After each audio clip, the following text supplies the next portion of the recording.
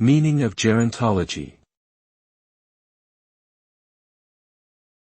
Gerontology. Gerontology. Gerontology. Gerontology.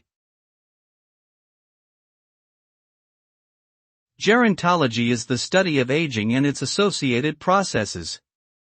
It involves the physiological, psychological, and social changes that occur as people grow older. The field of gerontology encompasses a wide range of disciplines, including biology, psychology, sociology, and health sciences.